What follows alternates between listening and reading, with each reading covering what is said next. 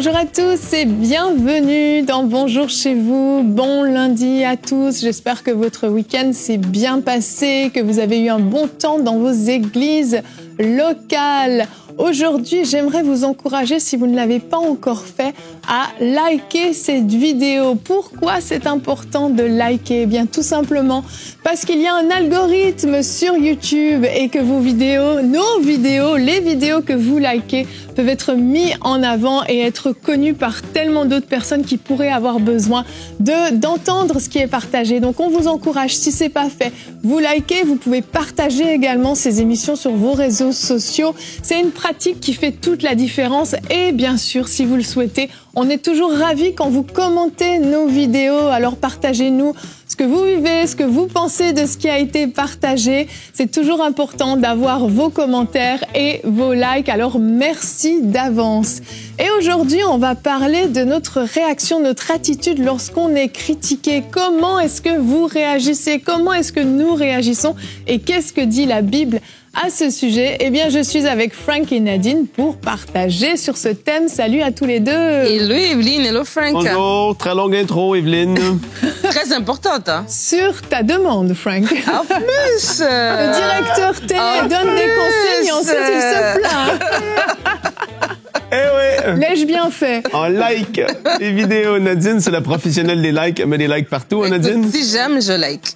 Ah ouais? Ouais. Mais c'est une bonne pratique. Tu fais vraiment Et je partage ça, sur mon WhatsApp Oui, les ça. émissions. Ouais. Je partage les émissions sur mes réseaux sociaux. Les émissions qu'on fait. Ouais. Tu les réécoutes. Ouais. Bah oui, Nadine est la plus fidèle téléspectatrice de Bonjour chez vous. Mais j'aime ça, mais ça Nadine, elle m'intéresse. J'écoute Bonjour chez vous, j'écoute Tix, j'écoute à table, j'écoute Quand ça me parle. quand c'est à moi, dans une émission que tu regardes, est-ce que tu avances? Non. N'importe quoi. Ne nourris pas ces fausses rumeurs, Frank. Nourris pas ces fausses rumeurs. Et aujourd'hui, on est bien noir. Noir et blanc, ouais. Noir et blanc, toi. Ben, tes pantalons sont noirs, mais on le voit Ouais, pas à la c'est ça. télé. Ah ouais, c'est vrai, un peu comme ça. Ah, c'est vrai Nadine que... et moi, on est un peu comme ça aujourd'hui. Là, Ouais, on a des écoute. jeans noirs et des souliers. Chaussons Ouais, j'ai des noirs. baskets blanches. Ouais, c'est ça, moi aussi. D'accord. Blanche aussi, ouais. Ah ouais. Donc c'est vraiment, en tout cas, c'est une belle émission. Ouais, on est Et ravis. on est prêt à commencer. Ma rubrique va être très longue, donc je me suis dit qu'on peut sauter la pensée du jour et la discussion. C'est une rubrique sur quoi, Frank? Je ne sais pas comment tu veux l'introduire. Ah bah, elle porte un nom. En effet. D'accord. Alors, Frank fera une rubrique réponse d'expert aujourd'hui. Pourquoi Jésus C'est a-t-il ça. dit qu'il n'est pas venu apporter la paix, mais l'épée? Et ça, j'ai souvent entendu toutes sortes d'interprétations sur ce verset, de la plus farfelue à la plus biblique. Mais aujourd'hui, on va tâcher d'être biblique. On va essayer d'évaluer mon niveau de réponse. Nadine a hâte d'évaluer ma réponse. Tu veux qu'on mette une note à la fin? Des petites pancartes. Ah, ben c'est une question intéressante. Ah, c'est super intéressant. Pour de vrai, intéressant. vraiment, j'ai déjà entendu ce verset être tellement déformé et sorti de son contexte que c'en était triste, en fait. Parce Justement, on que- va parler du contexte, en effet. Ben oui, c'est important, le contexte. Ouais, C'est tout à fait. important. Donc, en tout cas, aujourd'hui, on parle de tout ça. On parle de ces moments de disputes, de critiques, de divisions qu'on peut vivre et quelle doit être notre attitude. Et on va écouter Nadine dans la pensée du jour.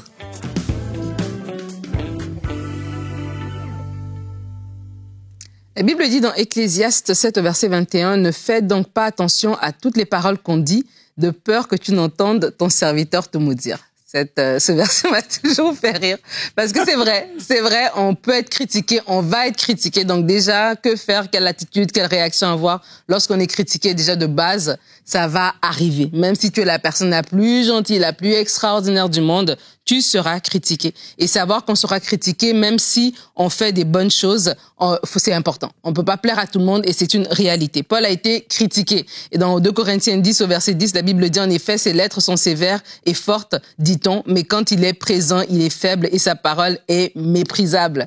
Il a été critiqué par rapport à même à son apparence. Et des fois, on peut être critiqué comme ça pour des choses qu'on ne peut rien changer. On t'aime pas juste par la façon dont tu te présentes. On n'aime pas ta voix. Tu parles trop fort. tu parles trop bas, voilà, tu parles trop vite, tu parles trop lentement, etc. Tu es trop extraverti, tu es trop introverti. Bref, il y a plusieurs raisons qui peuvent faire des choses qu'on ne peut pas changer, mais que les gens vont nous critiquer tout simplement. Et des fois, on peut même être critiqué lorsqu'on fait des bonnes choses, des choses pour Dieu, des choses qui peuvent faire avancer le royaume, mais à d'autres personnes, ça leur plaît pas. Paul va dire dans Philippiens 1, à partir du verset 15 à 18, certains, il est vrai, proclament Christ par jalousie, avec un esprit de rivalité, mais d'autres le proclament avec des bonnes intentions. Les uns agissent par amour, sachant que je suis là pour la défense de l'évangile. Les autres, animés d'un esprit de rivalité, annoncent Christ avec des intentions qui ne sont pas pures et avec la pensée d'augmenter les souffrances de ma détention. Qu'importe, c'est ça la clé. Qu'importe, de toute manière, que ce soit pour des mauvaises raisons, que ce soit sincèrement, Christ est annoncé et je m'en réjouis et je m'en réjouirai encore. Alors que faire lorsqu'on est critiqué? Je vous ai dit que c'est normal, nous serons tous critiqués, vous serez critiqués même si vous êtes la personne la plus extraordinaire. Mais que faire? Prendre l'exemple de Paul, de garder les yeux fixés sur Dieu. Paul a dit, peu importe ce que vous dites, le nom de Christ est annoncé, ben, gloire à Dieu. Donc gardez les yeux fixés sur Dieu, c'est lui que vous cherchez à plaire et non des hommes. Deuxièmement, regardez à l'essentiel. Paul se réjouit dans ce contexte que le nom de Christ est quand même annoncé. Regardez à l'essentiel lorsque vous êtes critiqué par les gens. 3. Acceptez que ça fait partie du processus de la vie. Ne cherchez pas à plaire à tout le monde, sinon vous allez déplaire à Dieu, vous allez vous déplaire à vous-même, vous allez finir par vous compromettre. Ça fait partie de la vie. Avancez tout simplement. Et 4e, entourez-vous des gens qui, eux, vont vous encourager lorsque vous serez critiqué pour vous rappeler à garder vos yeux fixés sur l'essentiel. Et voilà. Merci beaucoup Nadine. Tellement important de maîtriser notre attitude. Et on a la grâce d'avoir les fruits de l'esprit. C'est un merveilleux cadeau qu'on a eu, les fruits de l'esprit. Et c'est parfois plus facile de manifester les fruits de l'esprit dans un contexte paisible, où on a le temps de se préparer, on a le temps de réfléchir à ce qu'on va dire. Mais manifester les fruits de l'esprit dans un contexte où on est attaqué, et l'être humain a ce réflexe de répondre automatiquement. Généralement, t'es attaqué, tu réponds, t'es attaqué, tu réponds. Et c'est là où les fruits de l'esprit sont d'autant plus importants à manifester. Et Ephésiens 5 au verset 9 et 11, qui est notre verset du jour, nous dit « Le fruit de l'esprit consiste en effet dans toute forme de bonté, de justice et de vérité.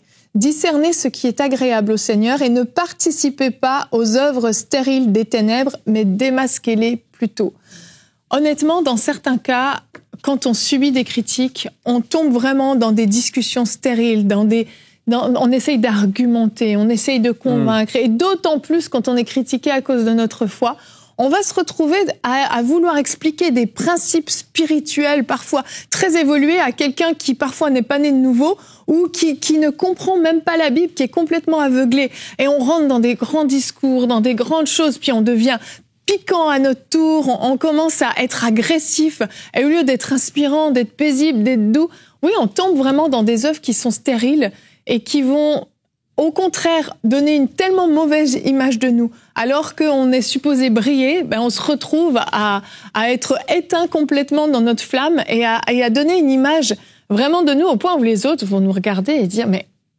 pourquoi il réagit comme ça ?» Et je crois vraiment que c'est important de développer vraiment ces fruits de l'esprit en tout temps. La bienveillance, c'est pas juste quand on est en face de quelqu'un de gentil, c'est premièrement en face de quelqu'un de méchant. La douceur, la sagesse, toutes ces choses, tous ces fruits de l'esprit doivent apprendre à se manifester. Ouais, la plus forte réplique va être ton attitude et tes actions. Tout à fait. Attitude, action. Attitude, action. Je le répète parce que c'est vraiment... Quand tu tombes dans le terrain de jeu des répliques et des pics, tu te rabaisses à un enfant de 10 ans. Oui. Tu vois ce que je veux dire? Cours d'école, il m'a dit ça, toi, t'es comme ça, bien, bien, bien. Et là, tu te dis, mais des fois, on est comme ça en tant qu'adulte. Au lieu de avoir l'attitude et les actions qui vont démontrer ce que tu crois, ce que tu vis, ce qui est le plus important pour toi dans ta vie, ça va être ça. Donc, les critiques viennent. Première des choses. C'est pas facile parce qu'on est dans l'ère des réseaux sociaux. Et si vous êtes très actif sur les réseaux, ça veut dire que beaucoup de ceux qui sont très actifs sont très sensibles aux likes. Justement, on a parlé des likes. Aux likes, aux commentaires positifs, mais sont hyper sensibles vis-à-vis des critiques ou des commentaires négatifs. Parce que soudainement, ma photo de famille en vacances a été critiquée. Et là, c'est comme si ton monde s'effondre. et tu es devenu tellement sensible à ce que l'autre va penser de toi, alors qu'on est appelé à pas marcher et nourrir cet élément-là de notre vie, autant que nourrir le positif et tout le bien que les gens peuvent dire de toi. À un moment donné, tu vas tomber comme dans la flatterie, tu vas vouloir, désirer, tu veux que les gens parlent bien de toi. C'est pas que c'est mal, mais tu vas rechercher ça. Autant que si la critique, elle a encore cette emprise-là sur ta vie, ça devient à quelque part un peu... C'est délicat. Parce que la critique, je dis pas qu'on est comme insensible à quoi que ce soit qui va être dit. Non, mais ça peut te toucher, c'est normal. Ça peut t'atteindre, sauf que quand ça vient, quelle va être la réaction? Je reviens à l'attitude et les actions que tu vas poser suite à cette chose. Est-ce que tu vas vouloir comme te venger par toi-même répliquer? Ou est-ce que tu vas commencer à appliquer ce que Jésus a dit? Et en effet, écoute, il n'y a personne de parfait. On est tous en train d'apprendre et de grandir là-dedans, mais vraiment, c'est une réalité. On est appelé à manifester le fruit de l'esprit et l'attitude de Jésus. Alors que la critique vient, c'est comme, Seigneur, bon, ils sont en train de me critiquer, moi, mais je comprends qu'au plus profond de ce qu'ils sont en train de dire, c'est même pas contre moi qu'ils ont quelque chose, c'est contre toi. Et Père, s'il te plaît, aide-la à comprendre. Tu vois, c'est d'arriver à une forme de stature comme ça, de maturité que la parole nous appelle à vivre. Tu te détaches de toi-même. Tout à fait. La Bible dit dans Proverbe 26 au verset 4, « Ne réponds pas à l'insensé selon sa folie, de peur que tu ne lui ressembles toi-même. » Et je crois que c'est un peu dans la même veine que Frank est en train de parler, de laisser nos actions parler pour nous-mêmes. Je disais que dans la critique, on peut être critiqué pour des bonnes choses. Ça peut être pour quelque chose d'aussi banal, comme tu dis, de j'ai mis ma photo et les gens ont critiqué ma photo, mais ça peut être pour des actions aussi que j'ai posées. Voilà, tu parlais de la foi et être critiqué de cette manière-là, mais de laisser nos actions parler pour nous-mêmes. On est des humains. Donc on est même si ok ouais les réseaux sociaux je m'en fous mais t'es un être humain et des fois aussi il y a un moment aussi t'es fragile, t'es vulnérable ou t'es plus voilà t'es fatigué ou t'es plus peut-être insécure par rapport à quelque chose. À ce moment-là voilà ça vient comme une flèche comme ça pour te déstabiliser parce que comme il disait Frank c'est qu'il y a derrière il y a quelque chose hein. Il y a l'ennemi qui travaille aussi derrière et qui utilise des mots tu sais je veux dire dans ce texte de Philippiens ces gens-là qui étaient en train d'essayer à mettre les bâtons dans les roues à Paul c'était pour le décourager en fait par rapport au ministère qu'il était en train de faire. Et donc, la critique n'est jamais pour élever, c'est toujours pour décourager, pour casser quelque part. Et donc, pour comprendre que oui, il y a l'ennemi qui travaille derrière, de savoir, ok, d'accord, je ne descends pas son niveau, moi, je m'élève. Donc, si dans mon humanité, mon âme a été touchée, je me suis senti blessé, comme on parle toujours par rapport à l'offense, pour que ça ne devienne pas une offense et une amertume, j'amène ça devant Dieu, Seigneur, cette chose m'a blessé. Alors, peut-être que Dieu va m'apprendre, si je suis quelqu'un, par exemple, qui est dépendant des réseaux, qui est tout le temps sur les réseaux, Dieu va m'apprendre à couper. Et alors, plus que je coupe, moins j'aurai un attachement et plus que je vais comme relativiser aussi en me disant, t'as pas droit de parole dans ma vie, t'es pas mon ami. Donc, ça veut dire ce que tu dis en bien ne doit pas venir me valoriser, mais ce que tu dis en mal ne doit pas non plus venir m'affecter parce que t'es un étranger par rapport à moi. Et donc, vraiment, ça m'amène à mettre les choses à la bonne place. Mais je voulais aussi partager, alors qu'on parle des réseaux, de ne pas oublier en tant qu'enfant de Dieu, parce qu'on parle de la critique, des fois la critique, elle vient de nous-mêmes. C'est vrai. Entre nous les chrétiens. Et de ne pas oublier que le monde nous regarde. Et quand on est des enfants de Dieu et qu'on est en train de se critiquer mutuellement et de se vilipender et de se casser sur les réseaux, il y a des gens qui nous regardent. Et ces gens-là ne partagent pas notre foi et c'est une image de notre foi qu'on leur envoie. Donc si on a vraiment des dossiers qui a besoin d'être adressés, en église, rencontrons-nous, on a besoin de faire une conférence sur les finances, faisons notre conférence à l'église et puis parlons de ça au lieu d'aller se casser sur les réseaux, etc. Et donc vraiment, c'est aussi important en tant qu'enfant de Dieu de ne pas oublier ça. On oublie et des fois, tu vois des chrétiens en train de partager, tu te dis, mais est-ce qu'on est conscient qu'il y a d'autres gens qui nous voient et que c'est le nom de Jésus qu'on est en train de traîner par terre quand on agit de cette manière-là? Tellement, tellement. Et moi, je remercie notre audience parce que quand même, il arrive qu'il y ait des commentaires négatifs sous nos vidéos, mais généralement, ça rentre pas dans des commentaires à n'en plus finir. Vous ne répondez pas, vous laissez faire, et c'est la meilleure chose à faire. Quand il y a des choses négatives, venir alimenter, suralimenter, va juste donner de l'importance au message au lieu qu'ils se perdent simplement dans le flot. Et je trouve que vous êtes très fort là-dessus. Alors, merci pour votre respect et merci de ne pas alimenter des discussions complètement inutiles. On va voir maintenant un verset qui peut être mal compris. Il est dans Matthieu 10, 34. Avec Frank, on va voir pourquoi Jésus a-t-il dit qu'il n'est pas venu apporter la paix, mais l'épée.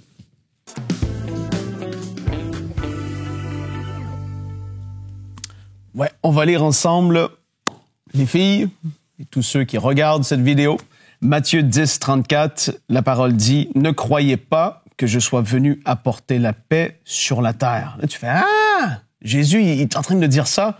Ne croyez pas que je suis venu apporter la paix sur la terre. Je ne suis pas venu apporter la paix, mais l'épée. » Ça, c'est, tu vois, c'est comme tu te dis, mais comment ça se peut? Qu'est-ce que ça veut dire tout ça? Parce que c'est un peu troublant. Il est venu apporter la guerre? Il est venu apporter, qu'est-ce que ça veut dire, en fait? On va regarder ensemble un passage qui est important et il faut voir son contexte dans lequel il a été dit pour pouvoir comprendre ce verset. Et puis, justement, Jésus, il a dit le contraire lorsqu'il a parlé à Pierre concernant le fait de vivre et de marcher par l'épée. Je ne sais pas si vous vous souvenez de ce passage, Matthieu 26, les versets 51 et 52.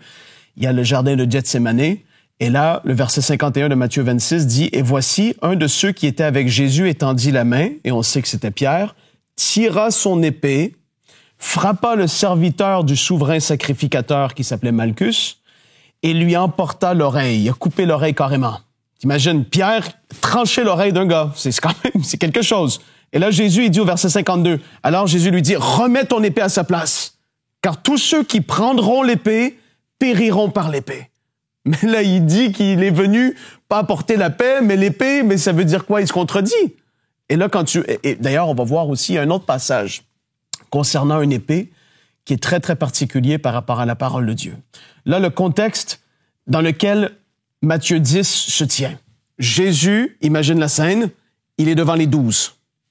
Et il est en train de leur dire et de partager avec eux comme une forme de lettre de mission. Voici les gars, maintenant, je vais vous envoyer et voici, et là on va regarder ensemble très rapidement, les différents sujets que Jésus touche dans Matthieu 10 en parlant aux 12, pas avec toute la foule qui est là, mais il est en comme huis clos un peu avec les gars vraiment proches. Et là, il leur parle de leur champ de mission, vers où ils doivent aller premièrement, leur message et la puissance qui va accompagner ce message. Il est en train de leur dire leurs effets personnels à prendre ou à pas prendre. Il est en train de leur dire comment réagir face à la réception du message, mais aussi face au rejet du message. Comment tu vas réagir lorsque ça va arriver? Il leur parle de l'opposition qu'il va y avoir face à l'Évangile de manière générale, l'opposition qui va venir vis-à-vis du message de la part des rois, gouverneurs, gouvernements, l'opposition qui va venir du monde en général, l'opposition, et là c'est là qu'on en vient, qui va venir et que ça va apporter au niveau de la famille. Et il va aussi leur parler de leur position vis-à-vis de Jésus et une mise en garde face à l'hypocrisie. Il leur dit toutes ces choses dans cette réunion de Matthieu 10 que vous pouvez lire pour comprendre tout le truc. Et là, quand on regarde Matthieu 10, j'en lis quelques portions très rapidement. Verset 16. « Voici, je vous envoie comme des brebis au milieu des loups. » Vous vous souvenez de ce passage-là? C'est pas encourageant du tout, mais il est en train de leur dire, les gars, vous êtes comme des brebis parmi les loups. Soyez donc prudents comme les serpents et simples comme les colombes. Mettez-vous en garde contre les hommes, car ils vous livreront aux tribunaux. Ils vous battront de verges dans les synagogues. Vous serez menés à cause de moi devant des gouverneurs et devant des rois pour servir de témoignage à eux et aux païens. Au verset 21, le frère livrera son frère à la mort. T'imagines? À cause du message et à cause de Jésus, du nom de Jésus. Il est en train de dire, le frère livrera son frère à la mort et le père son enfant. Les enfants se soulèveront contre leurs parents et les feront mourir. Vous serez haïs de tous à cause de mon nom. Mais celui qui persévérera jusqu'à la fin sera sauvé. On aime ce passage-là et on aime le dire. Oh, mais celui qui persévérera jusqu'à la fin sera sauvé. Mais qu'est-ce qui est venu juste avant? Vous serez tous haïs à cause de mon nom. Les gens vont vous détester à cause de moi. Sachez-le. Et là, il parle aux 12.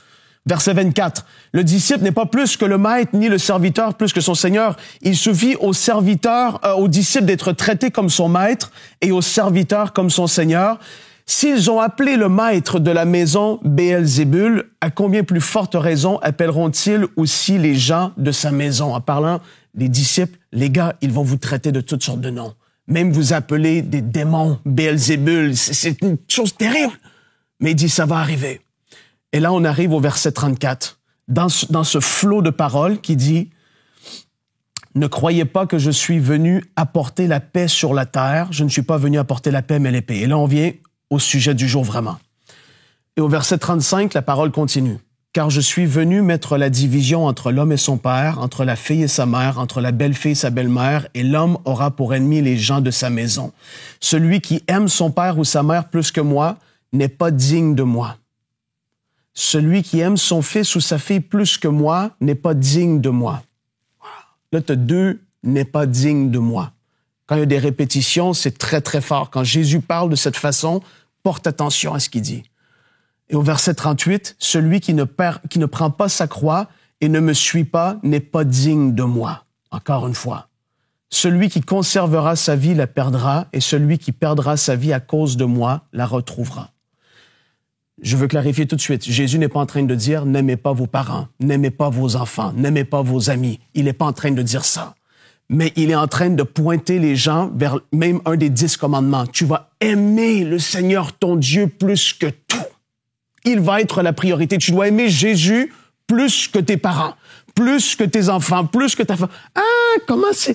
Ça, c'est possible quand tu découvres sa grandeur de qui il est. Mais c'est pas une rubrique sur ça. Mais il est en train de dire ça. Vous devez m'aimer plus que tout. Moi, je dois être le premier dans votre vie. Et là, enfin, il est en train de dire que le fait de suivre et de le suivre lui va amener dans les familles des formes de division. Ou est-ce qu'il y en a qui vont pas suivre Jésus et ils ne comprendront pas ça?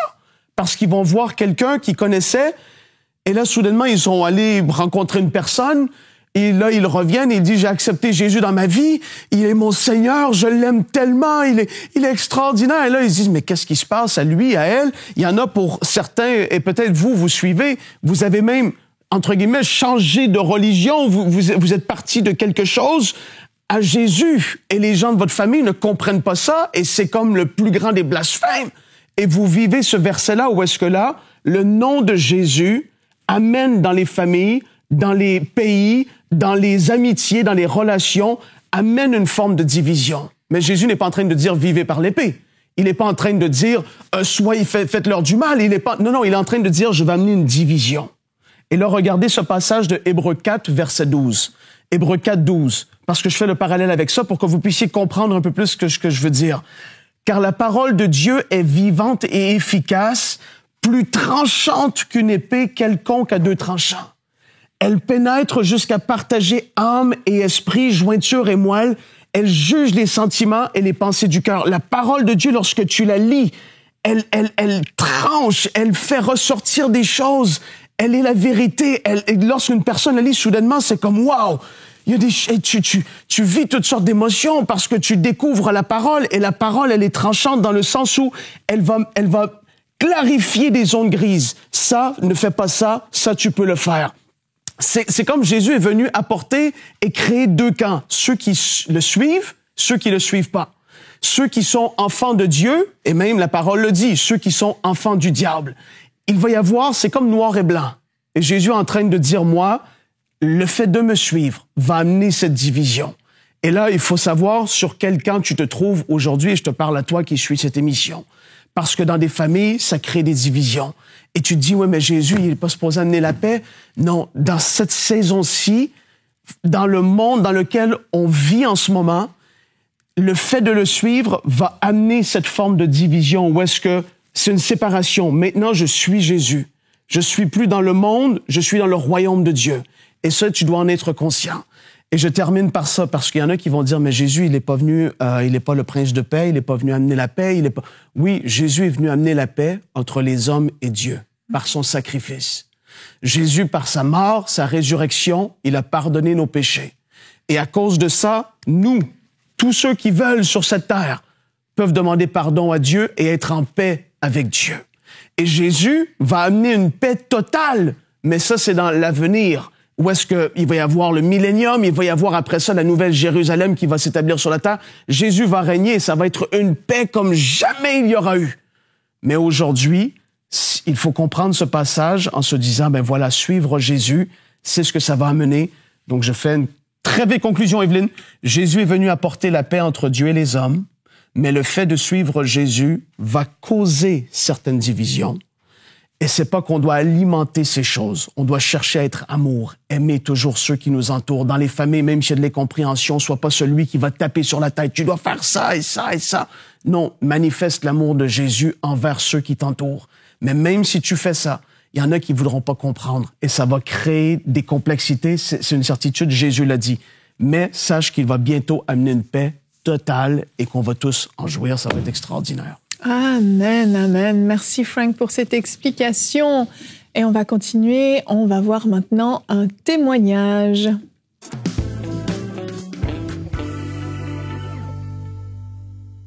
Alors aujourd'hui, c'est Rachel du Congo, RDC, qui nous a laissé un témoignage, un beau témoignage. En fait, elle nous explique que ça fait presque 1 an qu'elle nous suit. Et elle dit, avant, je priais sans concrétiser avec la foi. Donc, vous savez, le genre de prière qu'on peut faire sans vraiment s'attendre à voir l'exaucement. Elle dit, mais depuis que je prie avec vous, je commence à croire au miracle et Dieu en a fait aussi dans ma vie. J'ai appris à faire confiance à Dieu. Elle nous explique qu'elle a une fille de 9 mois qui a souffert d'otite depuis qu'elle avait 1 mois. Et en fait, malgré les traitements, l'oreille coulait toujours, vous savez, les otites, elle nous dit c'est du pus qui coulait de son oreille et peu importe les traitements, ça continuait. Donc, c'est 8 mois complets d'otite. Elle nous dit, mais depuis que la séance de prière avec EMCI pour la guérison pendant 1 semaine, je suppose que c'était dans Prière Inspirée, j'ai imposé les mains tous les jours afin qu'elle reçoive la guérison. Cela fait maintenant 2 mois, jour pour jour, que son oreille ne coule plus. J'ai expérimenté la foi dans la prière grâce à vos conseils et à vos prières. Que Dieu vous bénisse et qu'il continue à vous inspirer. Ça, c'est fort parce que ça fait partie de l'équipement qu'on reçoit en tant qu'enfant de Dieu. Alors, on a toutes sortes de témoignages, des fois des gens qui ont vraiment des révélations, même qui naissent de nouveau, des fois qui expérimentent la guérison au travers de l'écran, parce que l'onction traverse les écrans. Oui.